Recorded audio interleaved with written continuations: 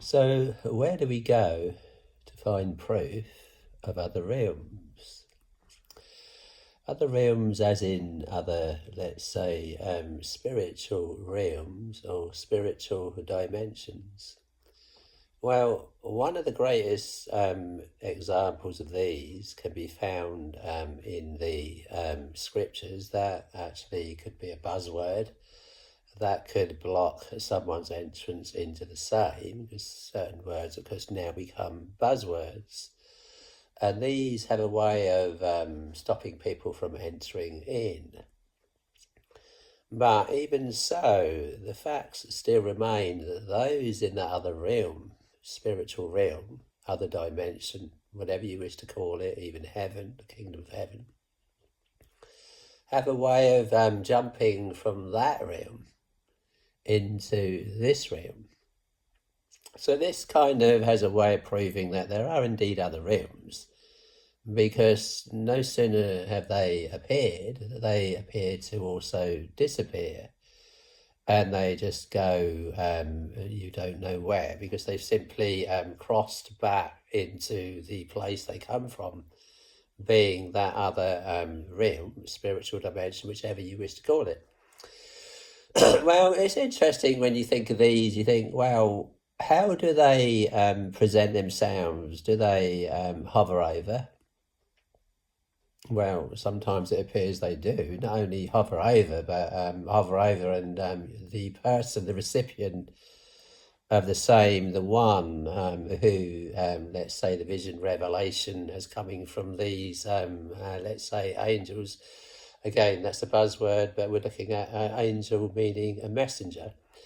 So this messenger comes from another realm. And you might think then, wow, okay, he comes from another realm. What does he do? Hover over. Well, there are accounts of Daniel say he had visitations from that other realm.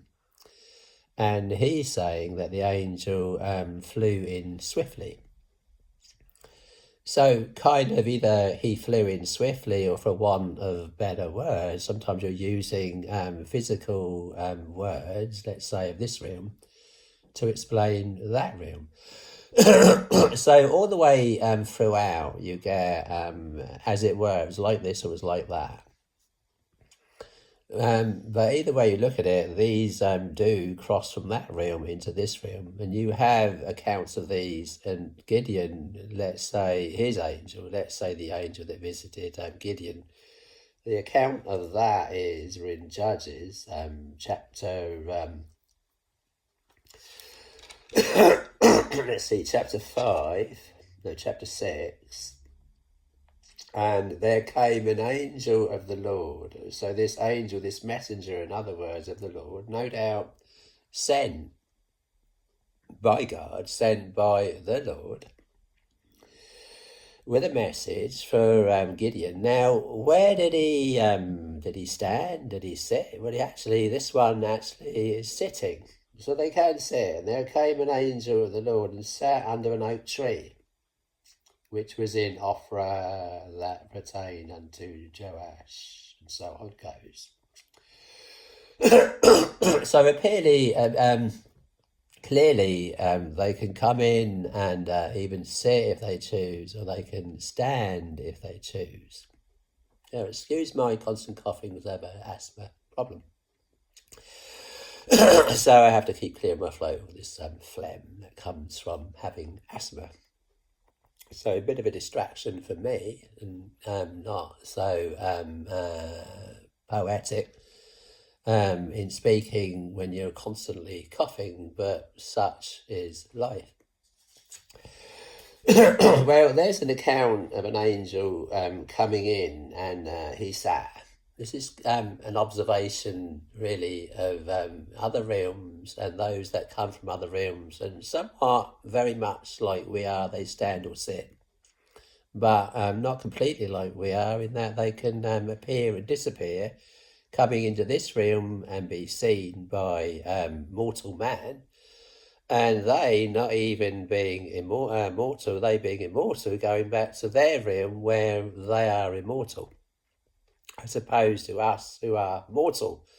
So mortal man with a lifespan here, they being from that realm, and their lifespan doesn't end, in that they don't have the same fear of perishing as we do. But it's kind of interesting to look into these to get proof of the same, that there is indeed another realm. And many of these visitations resulted in, let's say, saints and prophets going into this other realm. And this is usually associated with the visitation of an angel, either standing there or sitting there, coming from that other realm. With Gideon, this was the case, and yet others having been somewhat taken into the other realm, often in a strange kind of way, as was true of Ezekiel. Now, Ezekiel's spirit trip is interesting, because we've got Ezekiel chapter 8, and it says here in its own words, verse 1, "And it came to pass in the 6th year." Now, this is obviously written down time and day and everything like this, so it's obviously something important. "And it came to pass in the 6th year, in the 6th month, in the 5th day of the month, as I sat in mine house," so he's going about his business, he's sat in his house, and they could appear suddenly out of the blue, let's say, as often they do. You could suddenly be going about your daily business, and suddenly a visitation takes place quite out of the blue. Suddenly, with no announcement even, this visitation can take place. This appears to be the case with Ezekiel here. It's the case with many others. They didn't quite expect it to happen. Gideon was out threshing wheat, just working in the field, and suddenly he looks over and sees this angel sat under a tree. Well, here's Ezekiel. He's going about his daily routine, or whatever it was. "And it came to pass in the 6th year of the 6th month of the 5th day of the month, as I sat in mine house, and the elders of Judah sat before me, that." Now suddenly he sat there, let's say, with the elders of Judah, no doubt talking important things, I guess, because they're elders. They're elders of Judah, so maybe an important meeting or whatever it was. Sat before me, they're sat before him, that suddenly this visitation takes place, "that the hand of the Lord fell upon me there." So he's explaining in human terms that the hand of the Lord fell upon me there. So suddenly, in other words, there's an intervention. And in this sense, let's say, the hand of the Lord fell upon him, or was it literal? Did he literally have a hand that kind of fell upon him, came upon him? Suddenly he's under the hand of the Lord. He's with these elders 1 minute. Next thing you know, there's an intervention is coming from that other realm. And the hand of the Lord is upon him. He's under God's hand now. And God's come in and took over. The Lord has come in and took over. "That the hand of the Lord fell upon me, then I beheld, and lo, a lightness suddenly goes into," his spiritual eyes are open. This is what's interesting here, because we appear to have kind of, we go about our daily lives with five senses: the eyes, the ears, the taste, the touch. And this, we're kind of in this dimension, this kind of realm with the 5 senses. We have taste and so on. And suddenly, quite out of the blue, it's as if Ezekiel's, did he see this angel with his physical eyes? Interesting. Did the other elders that were with him see this? It was a visitation of the Lord, if not an angel of God's presence, perhaps. Often the Lord or God visits his saints or prophets, or someone who isn't even a saint or a prophet can get a visitation quite out of the blue. And it's what it is the Lord, the presence of the Lord coming in the presence of an angel. So an angel coming in the spiritual presence of God, yes, and also with a message from God. This is the case with Ezekiel. He explains what he sees. But interesting about Ezekiel here, because suddenly it's as if his eyes, his physical eyes or his spiritual eyes, are suddenly opened, and he goes into this vision, sees this visitation, this visitor from another realm, before his very eyes. Then I beheld, and lo, a likeness as the appearance of fire, from the appearance of his loins even downward, fire, and from the loins even upward as the appearance of brightness, as the colour of amber. So, what did he say? The hand of the Lord fell upon him, and now he's explaining what he saw. This person stood in front of him, likeness of the appearance of fire, from the appearance of his loins, even downward, fire, and from his loins even upward as the appearance of brightness, as the colour of amber. And he put forth the form of an hand. So he's explaining here what he sees, a form of a hand. So it's like this or it's like that. And he put forth the form of an hand, and took me by a lock of mine head. And the Spirit, now suddenly he's explaining it, he's going on some kind of a spirit trip. And the Spirit, so it's in other words, he appears to be saying, suddenly it's like it's a spiritual thing here. The Spirit of God. Somehow or other, this visitation took place.